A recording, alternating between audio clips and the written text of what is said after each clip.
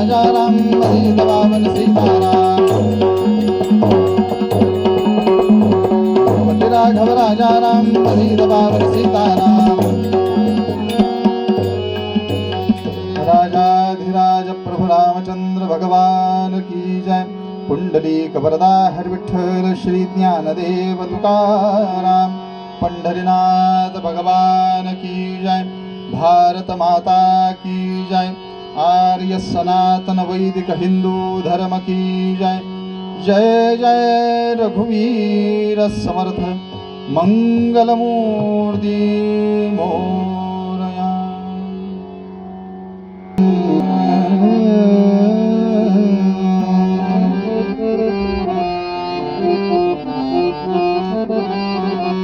आज बनी तुम्हारी सांगितली मात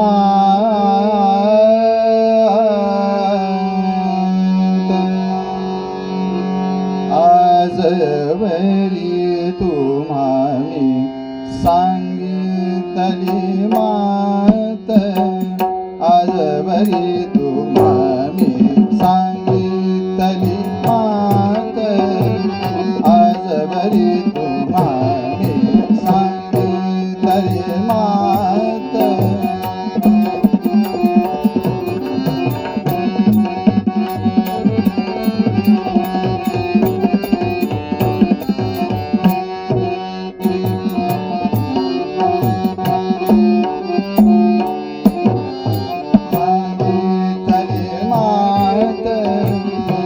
नामा परते सत्य मानू नका नामा परते सत्य मानू नका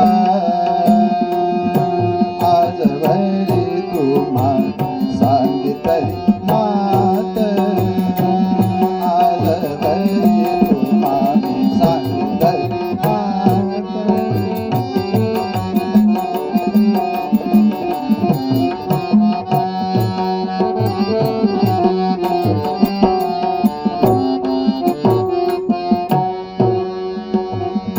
नका मानू नाम साधन लहान नका मानू नाम नका मानू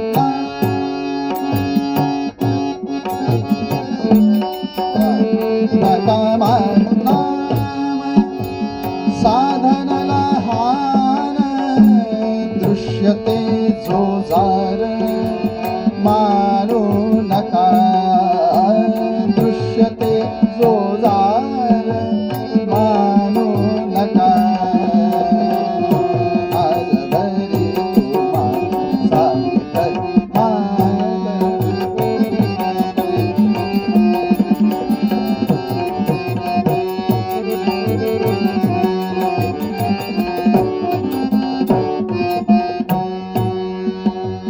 दीनदास म्हणे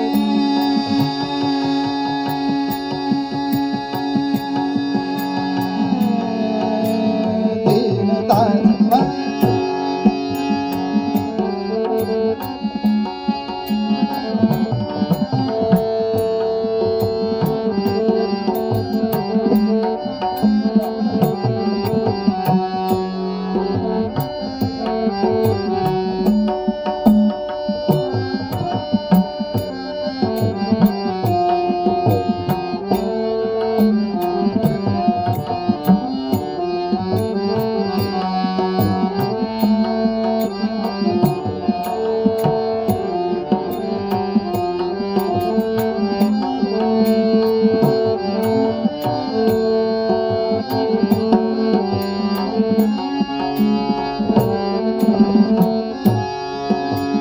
दीनदास म्हणे सांगतो है तुम्हा अभ्यास वैखरी सोडू नका अभ्यास वैखरी सोडू नका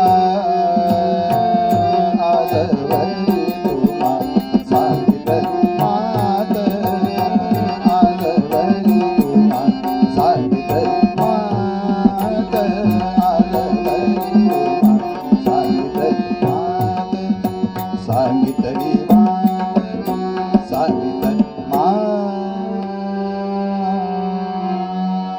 लवावे भूदेव संतांसी सदा लवावे सत्कर्मयोगे वय घालवावे सर्वामुखी मंगल बोलवावे जय जय रघुवीर समर्थ.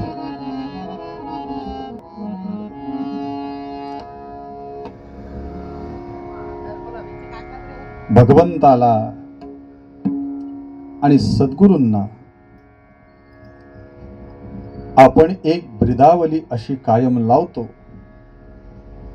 ती म्हणजे सच्चिदानंद.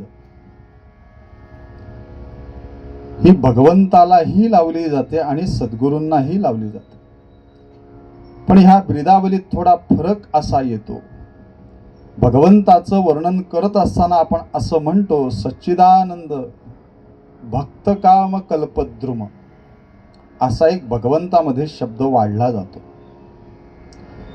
कारण श्रीमद भागवतानुसार भगवंत हा भक्तवत्सल आहे आणि साधू हे दीनवत्सल आहेत. साधवो दीनवत्सलः. साधूंचं लक्षण सांगताना हेच सांगितलं, जे का रंजले गांजले त्यासी म्हणे जो आपुले, हीच व्याख्या सोपी तोची साधू ओळखावा. आणि ह्या अभंगात वर्णन करताना इतकं सुंदर केलं, तो साधू ओळखावा नव्हे, तोची साधू ओळखावा. अशा दीनांना जे जवळ करतात ते साधू असतात. आणि दीन असताना त्यांच्या घरी सकाळी भिक्षा मागून भिक्षा मागायची आणि रात्री त्यांच्याच घरात चोरी करायची, यांना संधी साधू म्हणतात. फरक आहे. साधू जेव्हा आपल्या घरात येतात तेव्हा आपण एक कायम म्हणतो, साधू संत येती घरा तोची दिवाळी दसरा. मग असे संत आपल्या दारात येतात का हो? तर रोज येतात. कुठल्या रूपात येतात? तर एक तर अभंग रूपात येतात, श्लोक रूपात येतात आणि त्यांच्या ग्रंथ स्वरूपात येतात. त्यांनी लिहिलेले ग्रंथ म्हणजे सुप्रीम कोर्टाची जजमेंट आहेत. त्याला अपील नाहीये की हे इथे असं का.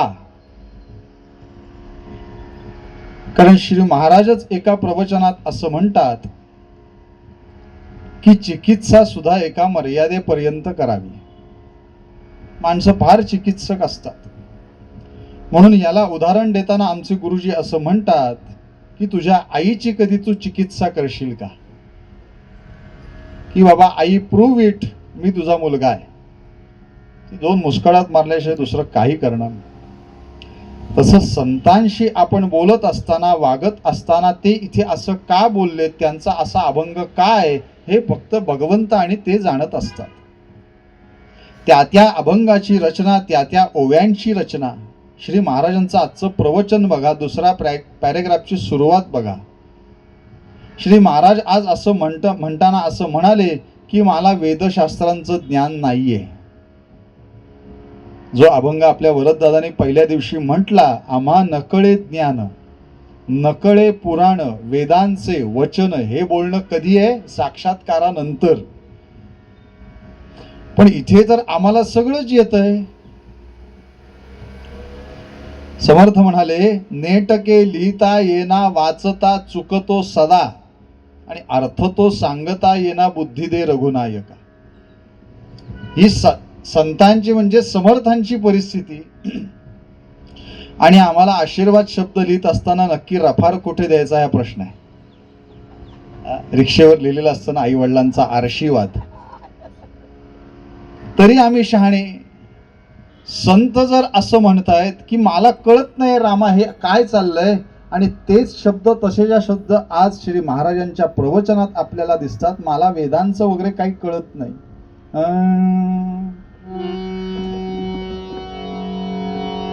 प्रत्येक जण महाराजांना बघायला यायचा ना गोंधवल्यात.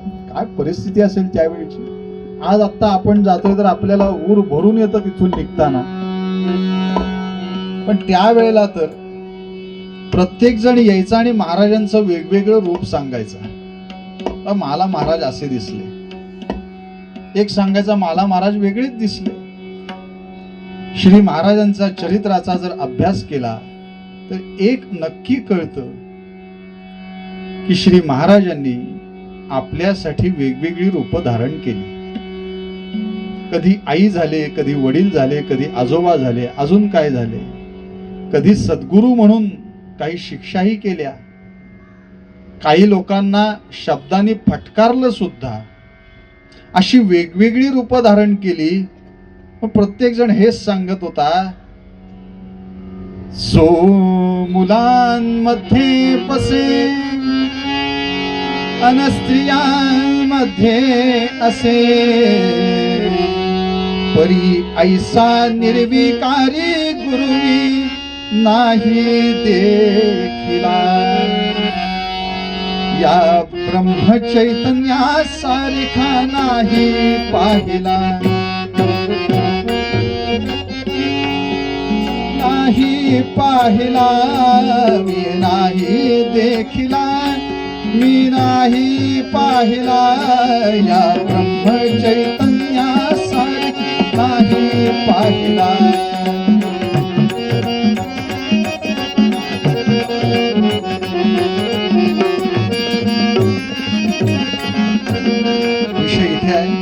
जो म्हणवी अज्ञानी, महाराजांचं वर्णन आहे, जो म्हणवी अज्ञानी परिज्ञानी यांचा ज्ञानी. जो म्हणवी अज्ञानी परिज्ञानी यांचा ज्ञानी, जो वेद गूढ जाणे ऐसा नाही देखिला. या ब्रह्मचैतन्या सारखा नाही पाहिला, मी नाही देखिला, मी नाही पाहिला, मी नाही देखिला, मी नाही पाहिला. या ब्रह्मचैतन्या सारखा नाही पाहिला.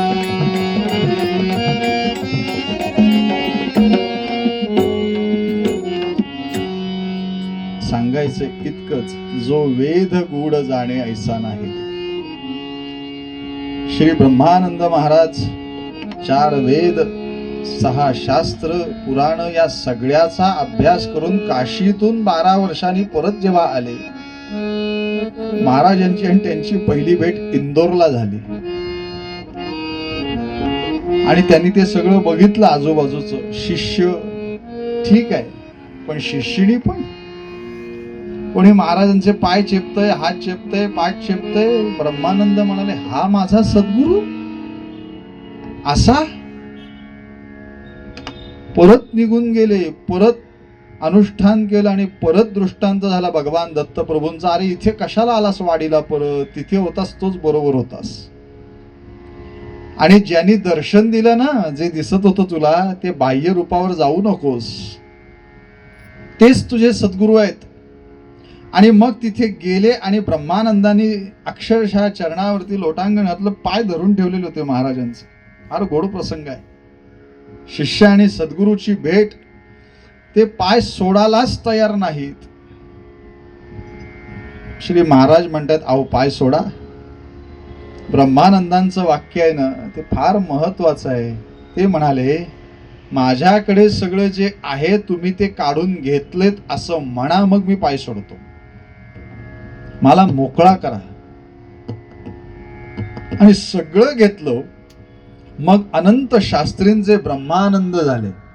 शास्त्री होते, पण असे ब्रह्मानंद महाराज आणि असे श्री महाराज यांनी काय केलं असेल?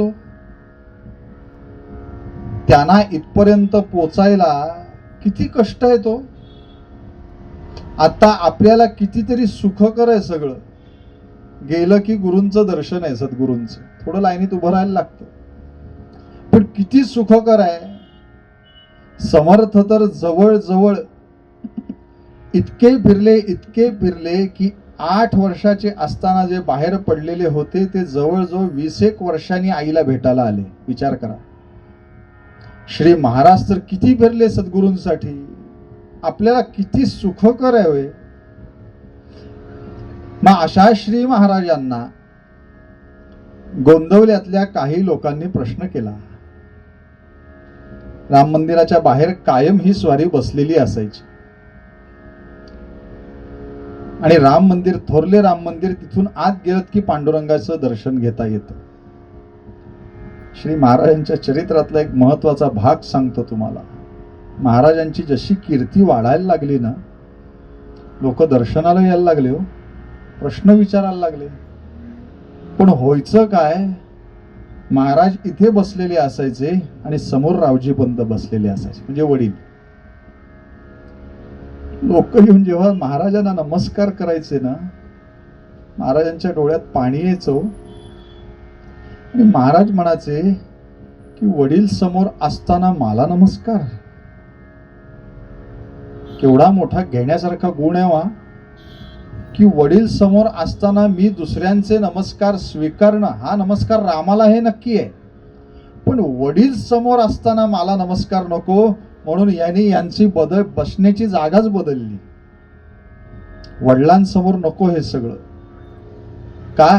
कारण त्यांच्या कृपेमुळे मी इथे आहे आणि आता त्यांच्या समोर मी लोकांचे नमस्कार स्वीकारावे इतका मी काही मोठा नव्हे. हा गुण म्हणजे ते आधी पांडुरंगाच्या मंदिराच्या इथे बसत होते, आता बाहेर येऊन बसायला लागले. आणि कायम एक पाय वर असायचा, जसे साईबाबांची प्रतिमा आहे की नाही, एक पाय कायम वरत. आणि इतकं गतीने बोलायचे,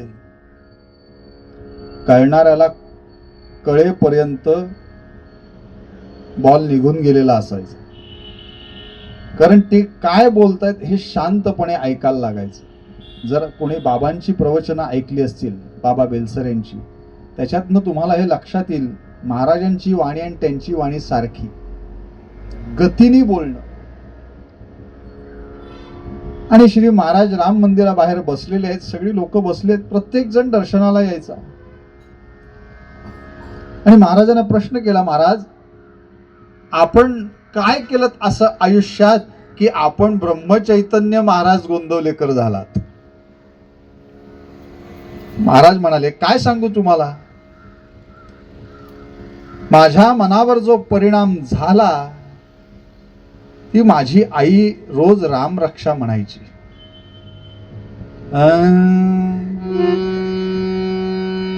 ती रामरक्षा जशी म्हणायची ना, त्या रामरक्षेतला एक श्लोक मला रोज भाळायचा. मी ते लक्षपूर्वक ऐकायचो की माझी आई काय म्हणते नक्की.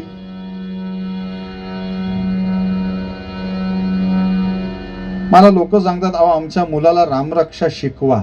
म्हटलं कशी शिकवतात हे मला माहिती नाही, कारण आम्हाला कोणी शिकवलेलीच नाही, ती ऐकूनच पाठ झाली.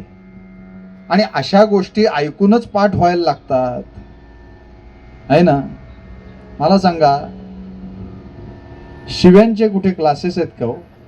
इथे शिव्या शिकवल्या जातील, आहे का?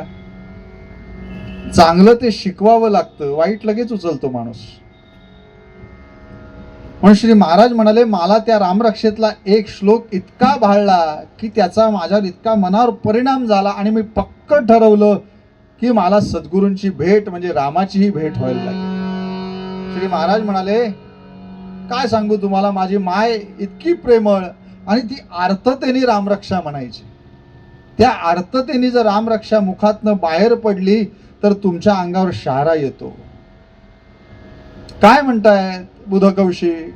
माझी आई म्हणायची, श्रीरामचंद्र चरणो मनसा स्मरामि, श्रीरामचंद्र चरणो वचसा गृणामि, श्रीरामचंद्र चरणो शिरसा नमामि. शिरसा नमामि आहे ना, हे आर्ततेने आलं. श्रीरामचंद्र चरणौ शिरसा नमामि, श्रीरामचंद्र चरणौ शरणौ प्रपद्ये. राजाधिराज प्रभु रामचंद्र भगवान की. श्रीरामचंद्र चरणौ मनसा स्मरामि. काय सुंदर श्लोक आहे. माझ्या मनात भगवंताचं कायम नाम असावं ही इच्छा, ती मी पक्की केली लहान असताना. म्हणून दासबोधाचं पारायण रोज घरात असायचं, वाचन श्री महाराजांच्या रोज.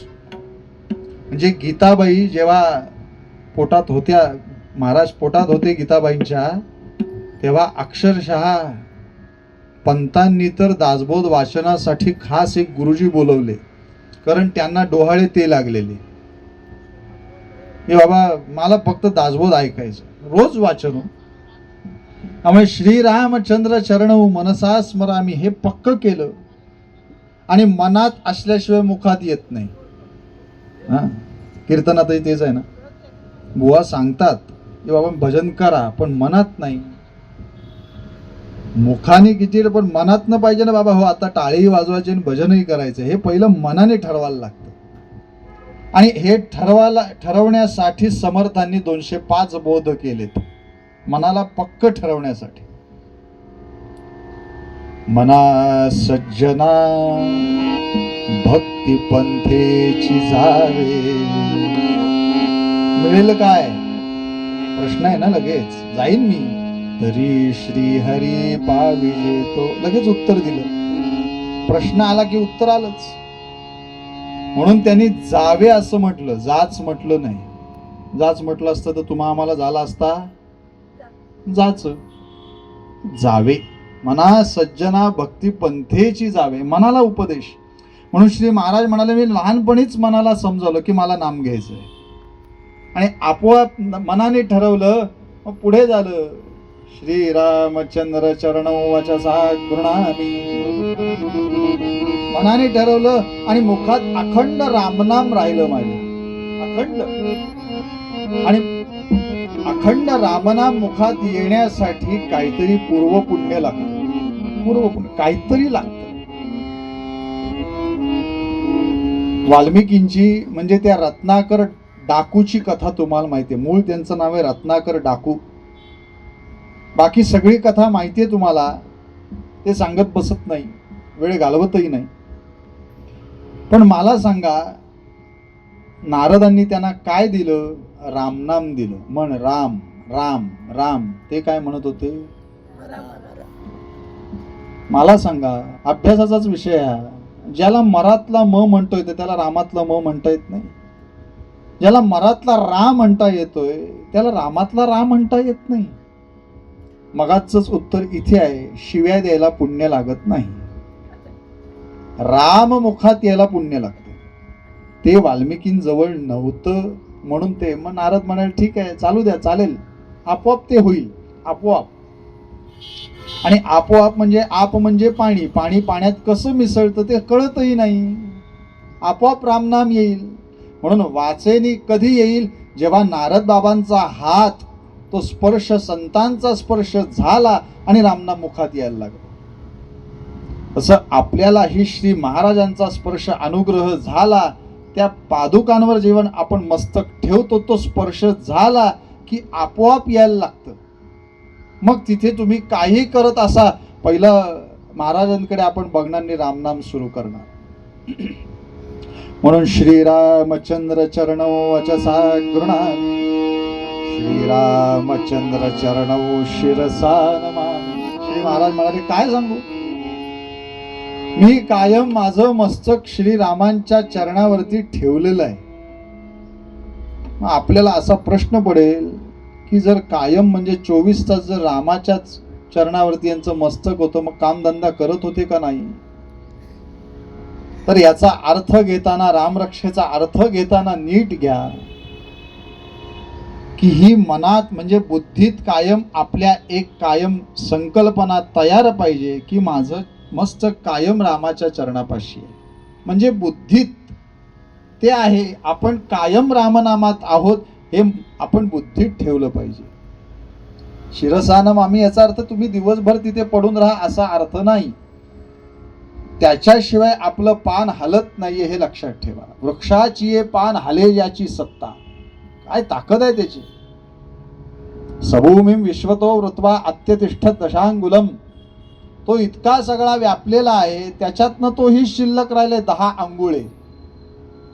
भूजल तेज समीरक रवी शशी काष्ठादिकी असे भरला. तो सगळीकडे आहे, कुठे नाही असं आहे का हो? एका गुरूंनी शिष्यांना सांगितलं की 6 केळी घ्या, एक एक केळं घ्या प्रत्येकाने, आणि कोणी बघत नाही अशा ठिकाणी जाऊन खा. प्रत्येक जण गेले, कोण टेबलाखाली, कोण अजून कुठे, प्रत्येक जण गेले एकेका जागेवर. एक मात्र गुरूंच्या समोर उभा राहिला. सगळे आले खाऊन. हा आपला हातात खाल्लं का हो म्हणाले. कोणी बघितलेलं नाही आम्हाला. या 6व्याला विचारलं तू का नाही गेलास. म्हणाले गुरुजी तुम्हीच आम्हाला शिकवलत ना. सगळीकडे भगवंत आहे, बाकी कोणी बघत नाही पण तो बघतोय. आपण किती ठरवलं की आपल्याला कोण बघ, पण ते तर बघतायत ना. म्हणून श्रीरामचंद्र चरणौ शिरसा नमामि. भगवान प्रभू रामचंद्रांच्या चरणावरती मी कायम स्थिरावलेला आहे. आणि जे चरणापाशी असतात ते सुटतात, हा त्यांचा अनुभव आहे. काल आदरणीय बुवांनी अक्रूरांचं उदाहरण दिलं. चरणापाशी आहेत. विदुर चरणापाशी आहेत. पांडव चरणापाशी आहेत म्हणून ते सुटले हो. पण आपण अडकत चाललोय का. मन एव मनुष्याणाम कारणम बंध मोक्षयो हो. ते तुमचं मन, आपलं मन आपल्याला अडकवतंय. स्टेशनवर बाहेर प्लॅटफॉर्मवर उभे होतो तोपर्यंत चांगले होतो ना. पण त्या जसं लोकलच्या गर्दीत शिरलो तसं अडकलो. तसं ही गर्दी प्रचंड आहे हो. काल आपण बघितलं असेल ना फोटो. जे परवा आपले आदरणीय उपमुख्यमंत्र्यांचं परवा निधन झालं. आता काल गर्दी बघितलीत ना. ही गर्दी जमा करायला त्यांना किती कष्ट करायला लागले असतील, हे आत्ताचं उदाहरण आहे. पण अशी गर्दी बघायला आपण नसतो हे दुःख आहे. नाही का. माणसं सगळं गोळा करून ठेवतात पण गेल्यानंतर आपण बघायला ते नसतो. किती जमलेत, कोण आलेत, कोण नाही. मग तिथे रडताही येत नाही. बघा हा आला नाही माझ्या याला. म्हणून श्री महाराज म्हणतात हे सगळं डोक्यात येण्यापेक्षा श्रीरामचंद्र चरणो शिरसा नमामि. आणि श्री महाराज म्हणतात काय सांगू तुम्हाला, मी सर्वस्वानी रामाला अर्पण झालो. श्रीरामचंद्र चरणो शरणो प्रपद्ये.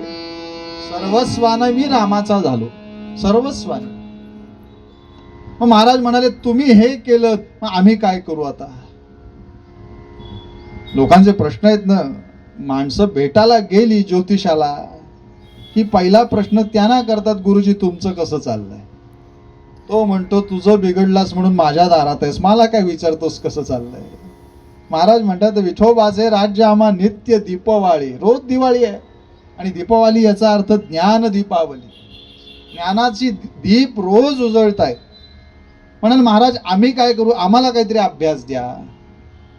श्री महाराजांच्या मुखातनं श्री महाराज देह ठेवण्यापूर्वी जे काही अभंग बाहेर पडले त्यातला हा एक अभंग जो आज श्री महाराजांच्या सेवेसाठी आपण घेतला.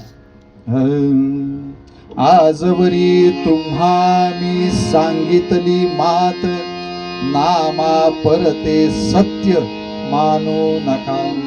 नका मानू नाम साधन लहान, दृश्यते जोजार मानू नका. दीनदास म्हणे सांगतो हे तुम्हा, अभ्यास वैखरी सोडू नका. श्रीराम जय राम जय जय राम. श्रीराम जय राम जय जय राम. श्रीराम जय राम. श्री महाराज म्हणतात काय कराल आता. महाराजांचे शब्द जबरदस्त आहेत. आजवरी तुम्हा मी सांगितली मात. आज या शब्दाने महाराज आता असं म्हणतायत. आतापर्यंत खूप सांगून झालं. आतापर्यंत या शब्दाचा सुद्धा अर्थ घेताना ज्ञानोबा माऊलींपासून चालूच आहे उपदेश. म्हणून संतांचे उपदेश आपल्या मनावरती का बिंबतात याचं कारण ऐकून ठेवा.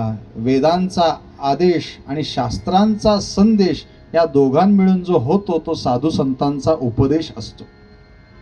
वेदांचा आदेश या सगळ्यां मिळून ते आपल्याला उपदेश करत असतात.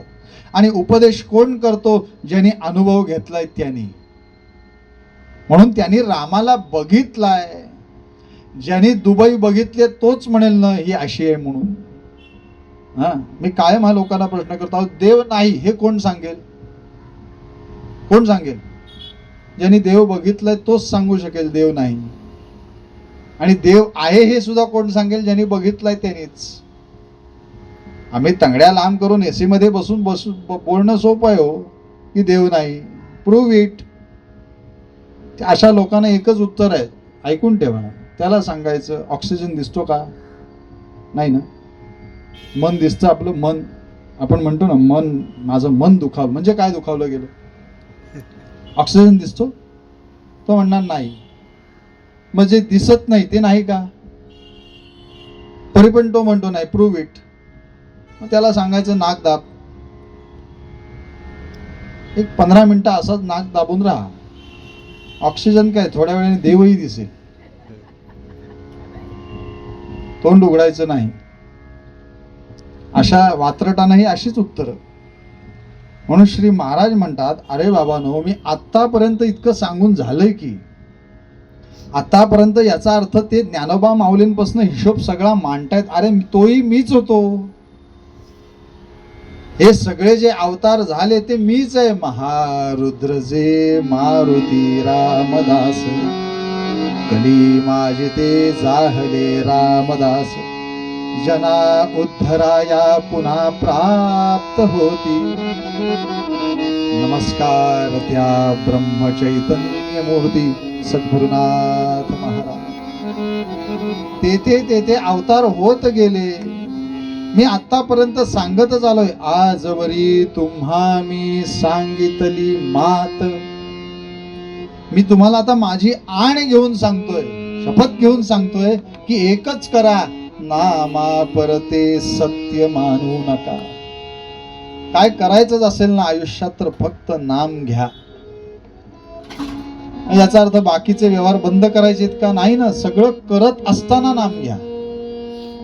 म्हणून श्री महाराजांना तुकाराम चैतन्यांनी एक उपदेश असा केला, जे 3-4 महत्वाचे उपदेश जे केले त्यातला महत्वाचा एक केला, जे प्रपंच करतायत त्यांना परमार्थ कसा करावा हे सोप्या भाषेत सांग. म्हणून श्री महाराजांची प्रवचन ही सोप्या भाषेत आहेत. आणि शांतपणे त्याचा जर अभ्यास केला तर कळतं संध्याकाळी की महाराजांनी हे सकाळीच सांगून ठेवलेलं होतं. अभ्यास करायला लागतो. प्रवचनावरती सुद्धा अभ्यास करणारे काही आमचे यजमान आहेत, जे ते प्रश्न विचारतात, हे आज असं का आहे इथे. आणि मला सांगायला आनंद होतोय, गोंदवल्याचे जे ट्रस्टी आहेत मनोहर काका, आमची खूप चर्चा असते तिथे गेल्यावर. तेव्हा त्यांनी मला एकच सांगितलं, म्हणाले बुवा बाकी मला काही कळत नाही, मी फक्त महाराजांचं प्रवचन वाचतो आणि त्याचा अभ्यास करतो. कारण ते अभ्यासण्यासारखं आहे म्हणून करायचं आहे.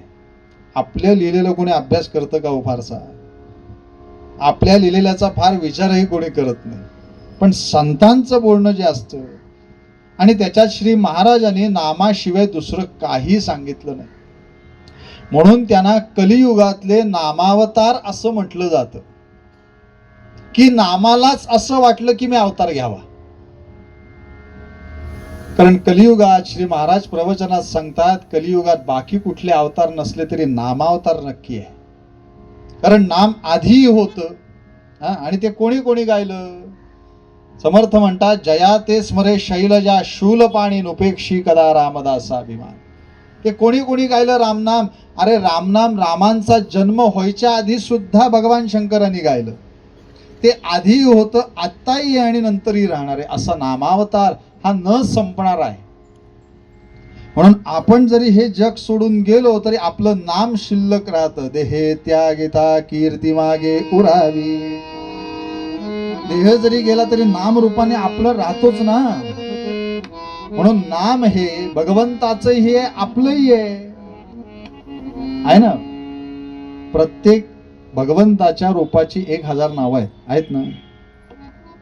विष्णुर विष्णू वषट्कारम आहेत ना, 1000 आहेत. रामाची आहे, मारुतीची आहेत, देवीची आहेत, सद्गुरूंची आहेत, सगळ्यांची आहेत, आपली आहेत 1000.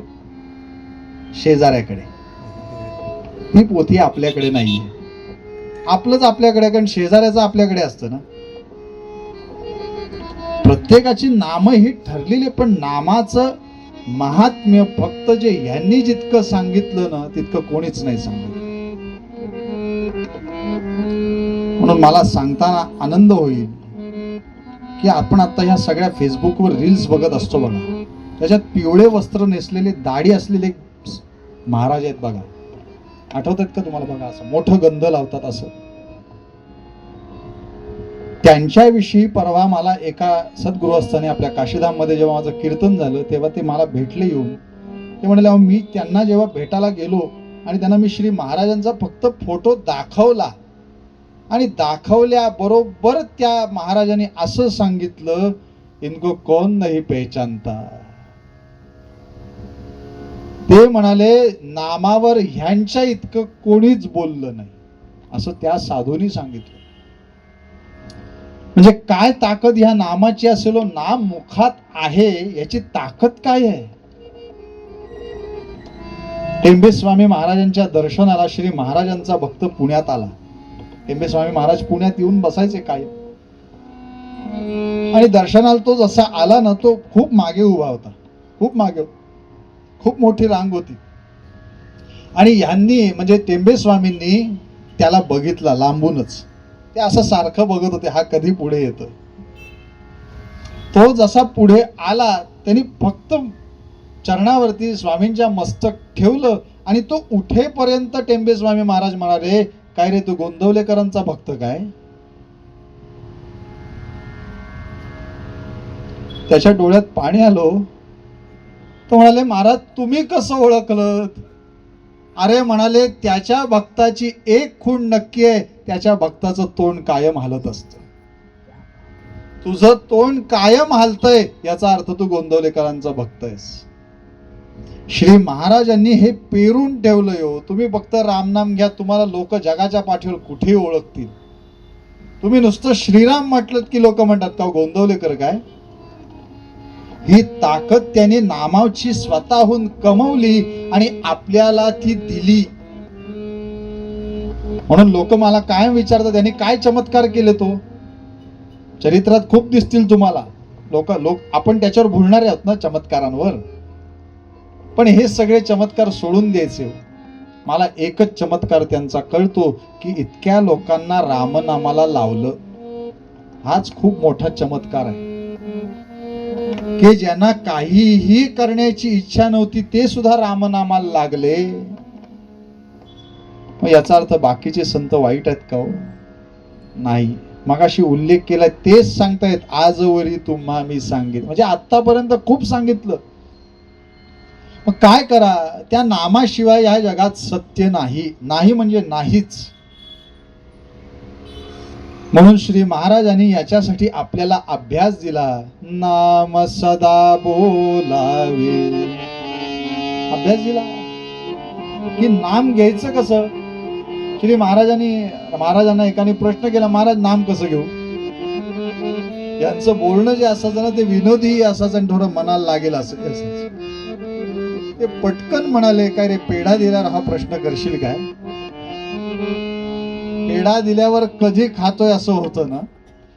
साखरपुटाने असले की माणसं म्हणतात काय आज पेढे नाहीत? अरे आलायस कशाला? हे खायला आलायस का दर्शनाला आलायस? महाराज म्हणाले पेढा दिल्यावर हा प्रश्न पडत नाही, मग नाम कसं घ्यावं हा प्रश्न का पडतो? म्हणून त्यांनी उत्तर लगेच दिलं, नाम सदा बोलावे. शब्द ठेवलाय कसा बघा, सदा शब्द ठेवलाय. नामाचा अभ्यास करायचा म्हणजे काय करायचं? सदा शब्द हा श्वासासाठी आहे ना प्रत्येकाचा श्वास चालू आता हो म्हणा. कीर्तनापर्यंत हो म्हणायला काय हरकत आहे? बाकीचं काय आपल्याला माहिती नाही. म्हणून जसा श्वास चालतोय तसं नाम आलं पाहिजे.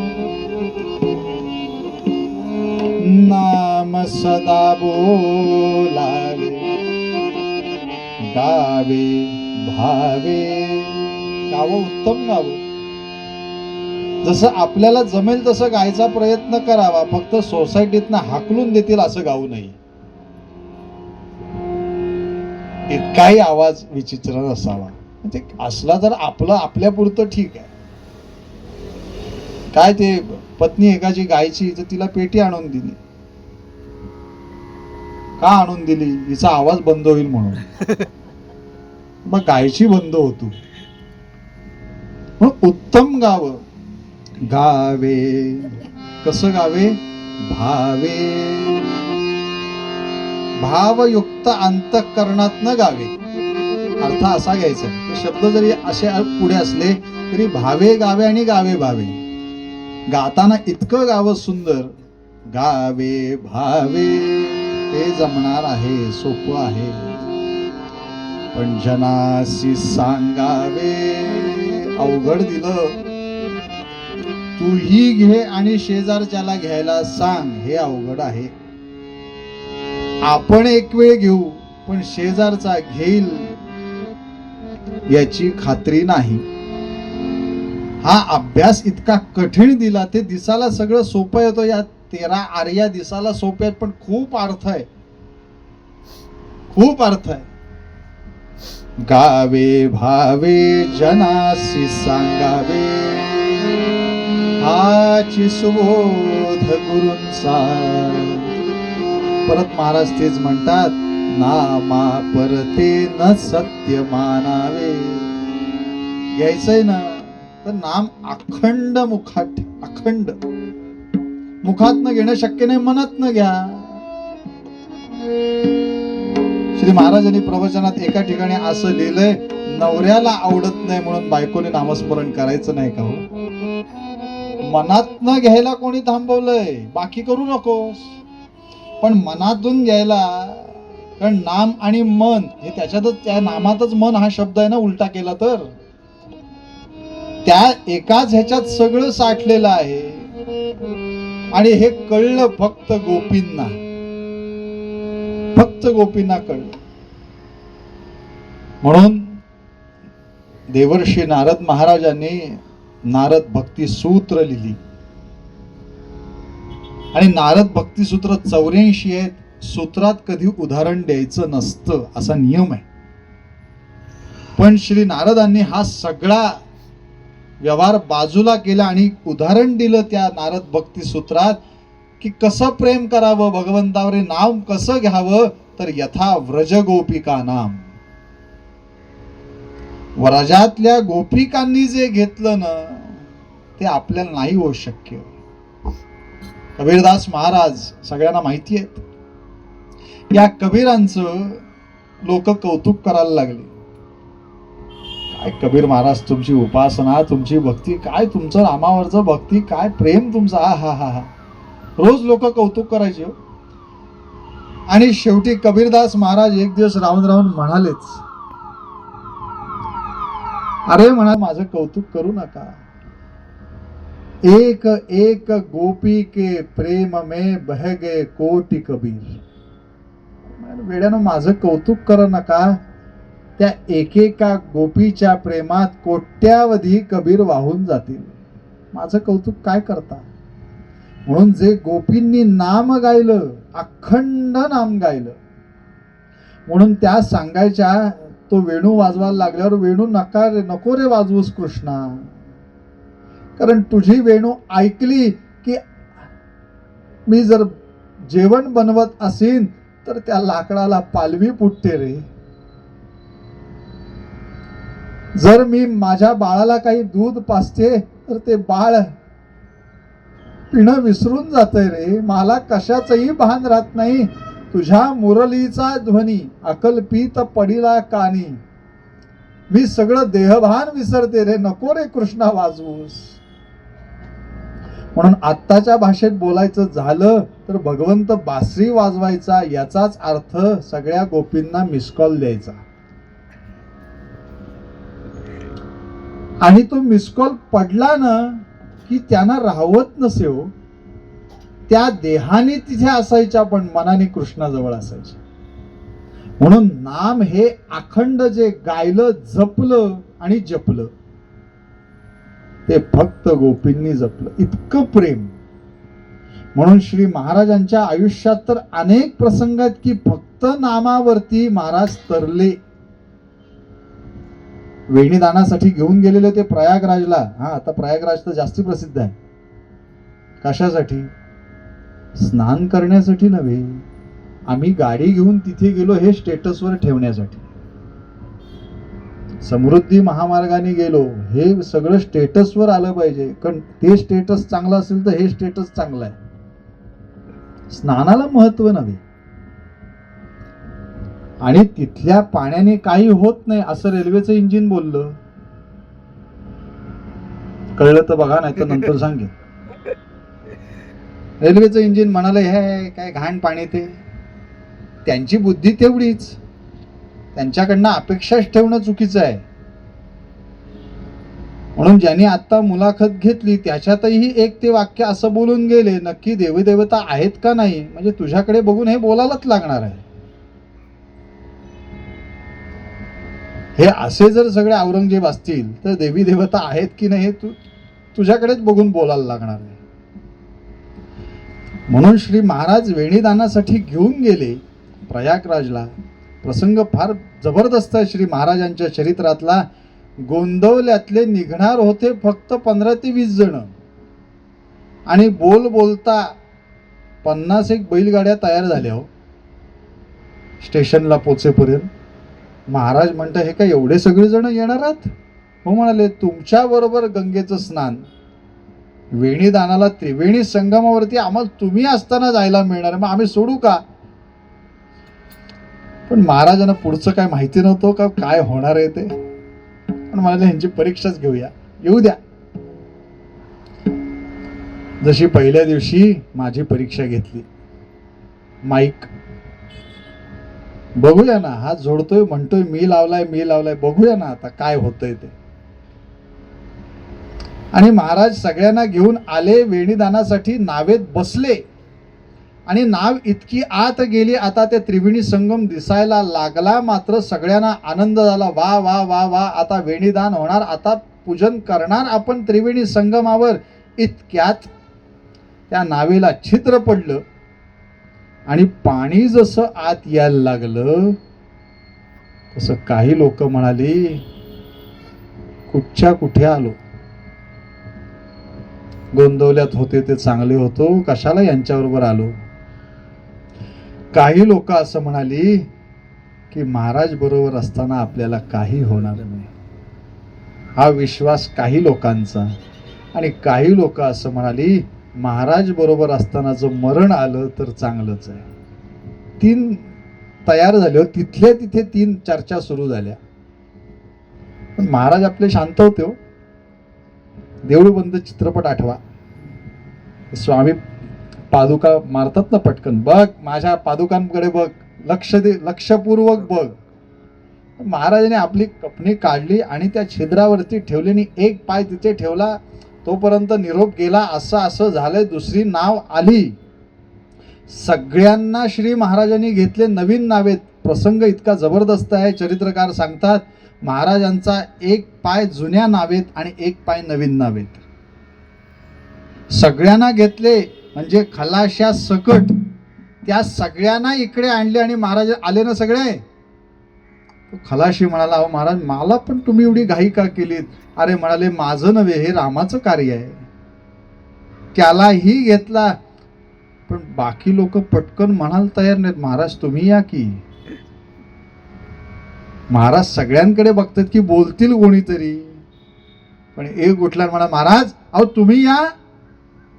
म्हणजे सगळे येऊन उपयोग नाही, आमचं कुंकू तर यायला हवं. श्री महाराजच उदाहरण देतात ना, कितीही सवाशिणी नटली तरी कुंकू जोपर्यंत लागत नाही तोपर्यंत नाही ना त्या सगळ्या नटण्याला अर्थ.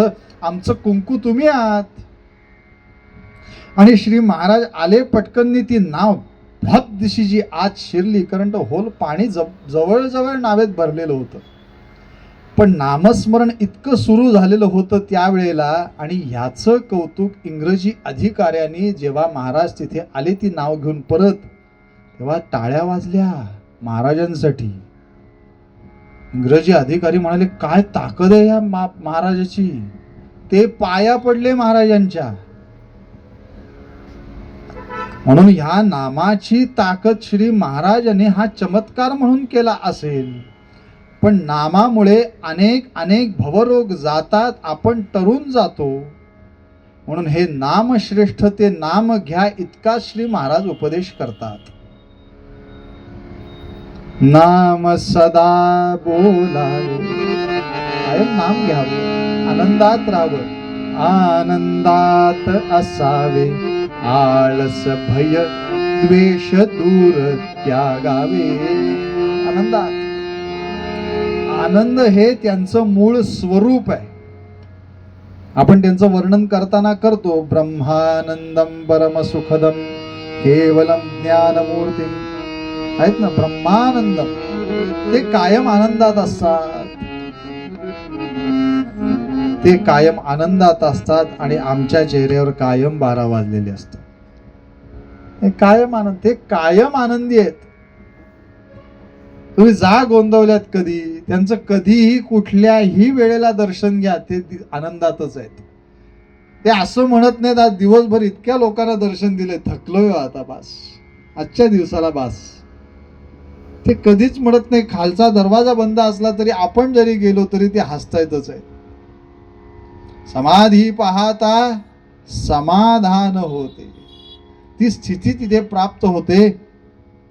म्हणून आपणही आनंदात राहावं आणि आनंदात जे राहिले ते सगळे ब्रह्मानंद होते, आनंद सागर होते. डॉक्टर कुर्तकोटी म्हणजे श्रीमद भागवत ज्यांना प्रचंड प्रिय होत असे महाभागवत ज्यांना महाराज म्हणायचे, भाऊसाहेब केतकर, तात्यासाहेब केतकर, बाबा बेलसरे ही आनंदी झाली हो माणसं. ही त्यांच्या चरणापाशी कायम लीन राहिली म्हणून ते आनंदात राहिले. म्हणून अशा आनंदात ते आपल्याला कायम ठेवतात. म्हणून लोकांना गोंदवल्यात जायच्या आधी ह्याची चिंता असते, प्रसादाची वेळ काय हो. अरे बाबा पोच ना आधी जाऊन. घरातूनच हा प्रश्न का निर्माण होतो, गाडी मिळेल का. अरे स्टँडवर जायला निघ तर घरातून, मग पुढचं बघू. महाराष्ट्र बंद तर नसेल ना, माझी काय गडबड तर होणार नाही ना, रूम मिळेल ना. किती शंका, आणि अशा शंकांमध्ये सगळं आयुष्य निघून जातं. घटका गेली, पळे गेली, तास वाजे ठणाणा. समर्थ म्हणाले, आयुष्याचा नाश होतो रामकार्य म्हणाना. निघून जातंय, प्रत्येक क्षणाला आयुष्य निघून जातंय.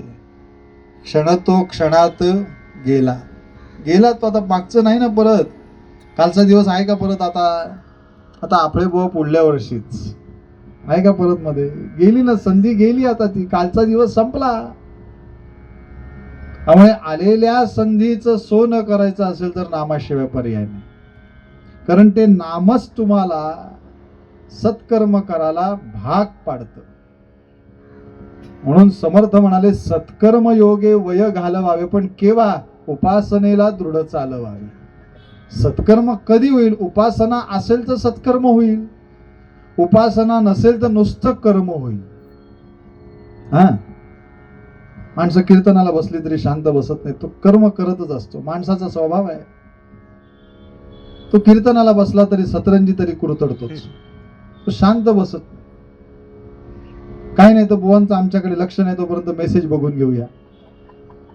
कर्म करत राहणं हा माणसाचा स्वभाव आहे. तो काहीतरी करतोच. काही लोक तर नाकातले वेलदोडे काढत बसतात. किती कर्म करावं, प्रत्येक जण काही ना काहीतरी करतच असतो. पण ही सगळी कर्म बाजूला टाका आणि समर्थ म्हणतात सत्कर्म योगे वय घालवावे. बाकी कर्म करत बसू नका. कारण कर्माचा परिणाम असा आहे, जे तुम्ही कराल तेच तुम्हाला भोगावं लागतं, है ना.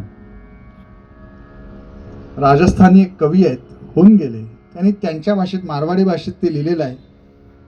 ते म्हणाले, आंबेव पडे पेड़ से देखा द्यो जना, देखा सो पाया नहीं पाया दो जना, पाया सो दोड़ा नहीं दोड़ा दो जना, दोड्या सो खाया नहीं खाया बहु जना, खाया सो चाख्या नहीं चाख्या एक जना, और चाख्या सो,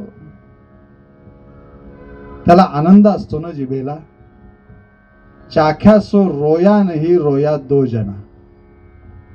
काय अर्थ आहे. साधा सोपा दृष्टांत. आंबा झाडावरून पडला, बघितलं कोणी, डोळ्यांनी बघितलं ते धावले का? दोड्या दो जना, दोड्या सो पाया नाही, पाया दो जना, या दोघांनी उचललं. घेतलं त्यांनी काय केलं? त्यांनी खाल्लं का नाही? खाया बहु जना, दात 32 असतात त्यांचे. काही जणांचे इतके असतात, जास्तीचेही असतात. एक खाया सो चाख्या नाही, चाख्या एकाने चाखलं ना. पण एवढं सगळं केल्यानंतर मालकाने बघितलं. खाया सो पकडी जा नाही, पकडी जा दो जना. तो आला तो त्यांनी परत पकडले काय? हात. पकडी जा सो मार्या नाही, मार्या दो जना. और मारा सो रोया नाही, रोया दो जना. काय झालं? ज्याने बघितलं त्यांच्याच परत पाणी आलं ना डोळ्यात. कर्म केलेलं कोणी होतं? डोळ्यांनी. भोगाला कोणाला लागलं? पण ते रडले का? रडले ते नाहीत, रडले परत तेच. म्हणून कर्माचा सिद्धांत जबरदस्त आहे. जे तुम्ही पेराल तेच उगवणार. म्हणून समर्थांचं हे वाक्य कायमस्वरूपी मनावरती ठेवाच. हा श्लोक सत्कर्म योगे वय घालवावे. पण नाही जमलं ना तर जे करतायत त्यांच्यात सामील तरी व्हा. आपल्याला नाही शक्य, पण जिथे सत्कर्म चालू आहे तिथे जरी सामील झालो तरी भगवंत कृपा करतो. म्हणून श्री महाराज म्हणतात, तुम्ही एकच करा. आजवरी तुम्हा मी सांगितली मात, नामा परते सत्य मानू नका. म्हणून ह्या कर्म ह्या सगळ्यात अडकत बसण्यापेक्षा त्यांनी साधं दिलंय. नाम साध आहे ना? साधं होय, खरंच आहे. श्रीराम जय राम जय जय, हे म्हटलं आता किती जणांनी म्हटलं आहे ना. ते दिसायला सोपं आहे, लिहायला सोपं आहे, पण करायला अवघड आहे.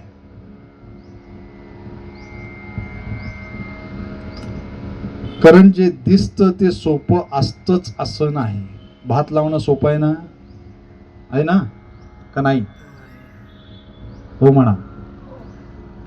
आज त्या संध्याकाळी येणार आहेत त्यामुळे त्यांची आठवण जास्ती होते. हो म्हणा. आहे ना. ज्यांना त्याचा अभ्यास झालेला आहे त्यांना भात लावणं सोपं आहे.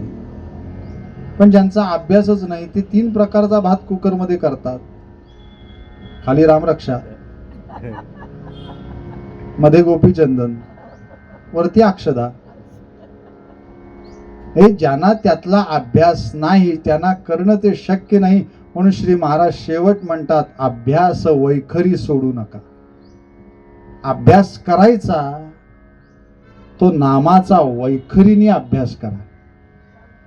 कारण ते नाम मुखातून येत असताना ते कसं येतंय तर ते आतून येतं. परा पश्यंती मध्यमा आणि वैखरी. म्हणून परेपासनं नाम घ्यावं. माझे गुरुजी म्हणजे आपले बुवा कायम हे सांगतात, जे परेपासनं नाम घेतात ना त्यांना परांजपे असं म्हणतात. परेपासून, जे परेपासून नाम घेतात, आतून इथून. आमचे मालगुणकर बुवा तर कायम सांगायचे, पोटात ना भगवंताला हाक मारा. आतून आतून जेव्हा हाक जाते ना तेव्हा तो येतो पटकन. श्री महाराजांचे भक्त होते, जोडपं. बाबा बेलसरांच्या काळातली घटना घडलेली आहे. आणि ते नवरा तो सरकारी अधिकारी असल्यामुळे सारखी बदली होत राहायची. 1 वर्ष असं झालं, ते गोंदवल्यात कधी आलेले नव्हते. आलेले पण अगदी झरझर झरझर निघून. नवऱ्याची बदली कलकत्त्याला झाली. आणि कलकत्त्याला बदली झाल्याबरोबर ती बरोबर गेली. ते लहान बाळ बरोबर तिथे झालं. त्यांचा तिकडे प्रपंच सुरू झाला. पण 5-6 महिने त्याला तिथे ठेवलं. परत मुंबई. त्यामुळे विमान प्रवास तो निघून आला. आणि तिला सांगितलं, आता मागून तू ये विमानाने. म्हणून ती स्त्री आपल्या त्या लहान बाळाला घेऊन विमानाने निघाली कलकत्त्याहून. आणि जवळजवळ विमानाने टेक ऑफ केला. मुंबई जवळ आलंय खरं आता, पण पायलटने जाहीर केलं, सूचना दिली की विमानात काहीतरी बिघाड झालेला आहे, त्यामुळे विमान कधीही कोसळेल, तर प्रत्येकाने पॅराशूट लावून घ्या. आता ही विचार करते, मी एकटा जीव नाहीये माझ्याबरोबर, हा जीव आहे ना, आता याचं काय करू मी?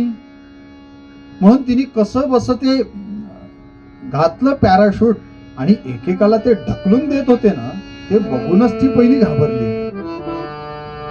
कारण त्यावेळेला ते बघत नाहीत ना हातात काय आहे, काय आहे, तुमचं वय काय, तुम्हाला वाचवणं गरजेचं असतं. म्हणून एकेकाचा नंबर, तिचा जसा नंबर आला, धाड दिवशी तिला लोटून दिली, आणि लोटून दिली तर ती पिन उघडायला पाहिजे पॅराशूटची, तर आता ती पिन उघडते कुठे? ते पॅराशूट अडकलं ना, उघडे ना, काही होईना, आणि तिला अचानक आठवण झाली,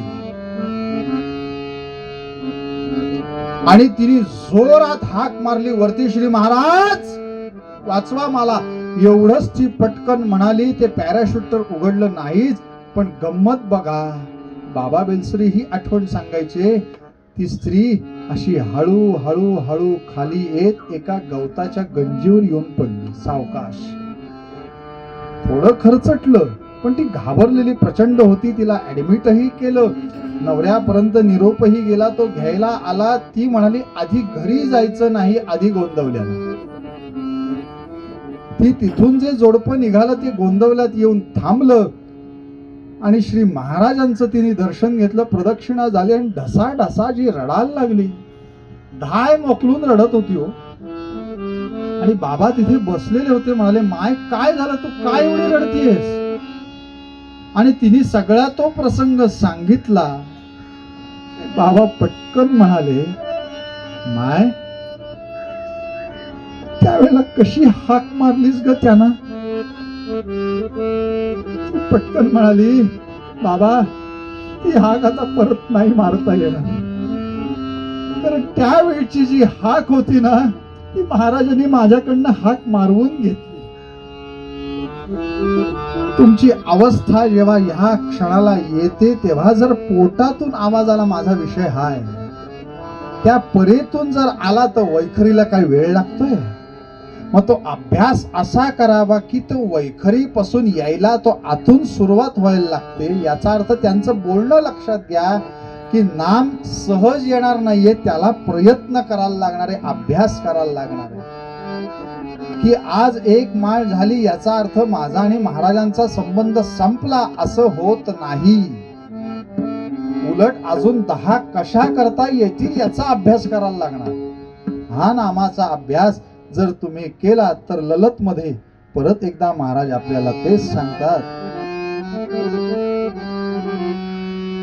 आज बरी तुम्हामी सांगितली मात, आज बरी तुम्हामी सांगितली मात, नामा परते सत्य मानू नका, नामा परते सत्य मानू नका, आज बरी तुम्हा सांगितली.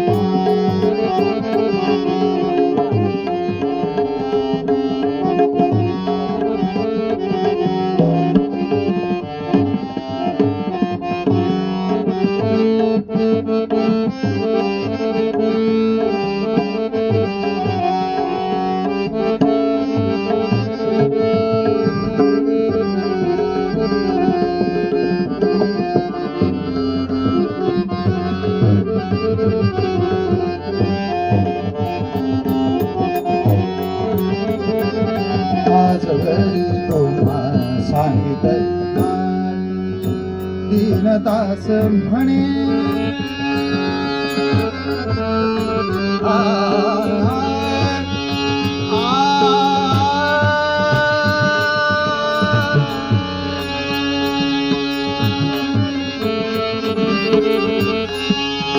दीनदास म्हणे सांगतो हे तुम्हा अभ्यास वैखरी सोडू नका, आज बरी तुम्हा सांगितली मात,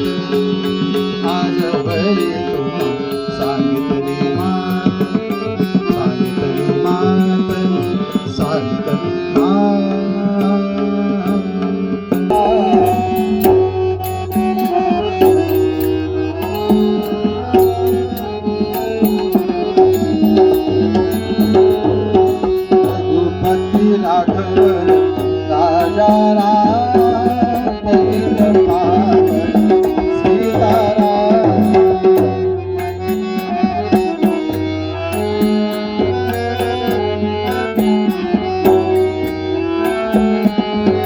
रघुपति राघव राजा राम पतित पावन सीताराम।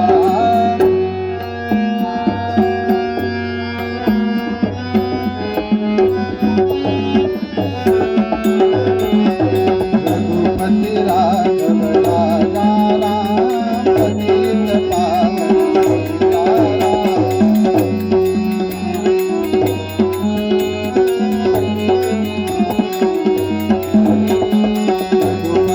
राघव राजा राम पतित पावन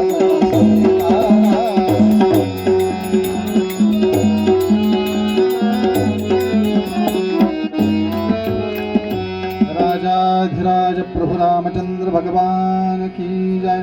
जय जय रघुवीर समर्थ मंगल मूर्ति मोरया। मान गंगेच्या तीरी असे जे मान गंगेच्या तीरी असे जे गोंदावले हे ग्राम ग्राम गोंदावले हे ग्राम।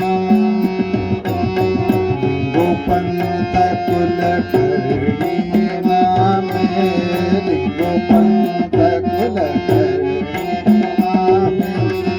ब्राह्मण राहे तेथे तेथे ब्राह्मण राहे तेथे तेथे ब्राह्मण राहे तेथे। माणगंगा तीरी सातारा पंढरपूर रस्त्यावरचे एक छोटस खेडेगाव। पिढ्यान पिढ्या या कुटुंबाने भगवंताची सेवा केली। भगवन नाम अखंड मुखात राहिलं। या पिढीतले मूळ पुरुष हे रुद्रपंत होते। या रुद्रपंतांचेही एकही मुलगा नीट राहत नव्हता। जन्माला आला की लगेच मरण पावायचा। म्हणून या रुद्रपंतांनी सुद्धा भगवंताला नवस केला की माझा मुलगा आता नीट होईल, पुढे तो नीट राहू द्या, तोही अखंड नामस्मरणात राहील असा मी प्रयत्न करीन। आणि त्याचाच परिपाक म्हणून, त्या नामस्मरणाचा परिपाक म्हणून पुढे लिंगोपंतांचा जन्म झाला। मूळ यांचं आडनाव गुगरदरे असं आहे आणि वावर हिरे नावाचं गाव त्यांचं हे मूळ गाव। तिथून हे पुढे सगळी मंडळी गोंदवल्याकडे सरकली, कारण यांच्याकडे पिढ्यान पिढ्या कुलकर्णी पद चालत आलेलं आहे। त्यामुळे गावचे कुलकर्णी इनामदार, गावात जे जे चांगलं घडेल तिथे यांचा सहभाग असायचाच असायचा। पण गावात जर भांडणं झाली ती सोडवण्यासाठी सुद्धा यांना जायला लागायचं। त्यामुळे लिंगोपंतांची एक कीर्ती वेगळीच होती आणि त्यांना अनुरूप असणारी अशी त्यांची पत्नी म्हणजे राधाबाई। यांचा प्रपंच अगदी नाथ महाराजांसारखाच, प्रपंचही उत्तम आणि परमार्थही उत्तम। त्यामुळे यांचा प्रपंच उत्तम चालू होता आणि यांचं कौतुक असं होतं, आल्या अतिथा अन्न देणे, आल्या अतिथा अन्न देणे, नियम असा घातिला म्हणती क्षण तपोनिधी हा भला, म्हणती क्षण तपोनिधी हा भला। उत्तम। त्यामुळे ह्या दोघांना अक्षरशः पांडुरंग रुक्मिणी म्हणूनच ओळखायचे, कारण आलेल्या आतिथ्याचं स्वागत ही जबाबदारी घेतलेली होती राधाबाईंनी. कोणाला कधी दुखावलं नाही, आपल्याकडे ठेवून लोकांना द्यायचं. श्री महाराज म्हणायचे ना, श्रीमंत कोणाला म्हणावं? आपल्याला ज्याच्याकडे काहीतरी मागावंसं वाटतं तो श्रीमंत, आणि त्यांनी दिलं तर तो श्रीमंत. आता आहे भरपूर, पण उपयोग काय? देण्याची इच्छा नाही. पण राधाबाई आणि हे लोकांना देतही असत, लोकांना उद्योगही देत असत, काही ना काहीतरी काम करायला लावणं. नुसती रक्कम कधी दिलीच नाही. उपकार करायचे ते काहीतरी त्याच्याकडनं थोडं कर्म करून घ्यावं, मग त्याच्या मोबदल्यात द्यावं, म्हणजे किंमत राहील. या दृष्टीने यांचा प्रपंच उत्तम सुरू होता. आणि हे सगळं चालू असताना पिढ्यान पिढ्या चालत आलेली पंढरपूरची वारी. प्रतिमास पंढरीला जावं एकादशीला, प्रतिमास दर महिन्याला पंढरपूरला 90 किलोमीटर चालत जायचे, 90 किलोमीटर परत चालत यायचंय म्हणजे वारी. चालत जाणं आणि चालतच परत यायचं, ही पूर्ण वारी ते करायचे. हे दर महिना चालू आहे अखंड. आणि काय आहे, मन जरी तयार असलं तरी शरीर साथ देत नाही. म्हणून शरीर थकलं, काय करावं? प्रश्न आला पंतांपुढे की आता ह्या पुढच्या वारीला जाणं शक्य होणार नाही, कारण शरीर साथ देत नाही. म्हणून विचार केला की पांडुरंगाला आता प्रार्थना करावी, तूच काहीतरी मार्ग काढ बाबा. आणि यांच्या या प्रपंचाच्या वेलीवरती एक फूल उमललेलं होतं. त्यांचं नाव होतं रावजी पंत, त्यांचे चिरंजीव. हे सुद्धा लहानपणापासून कायम भगवन नामस्मरणातच.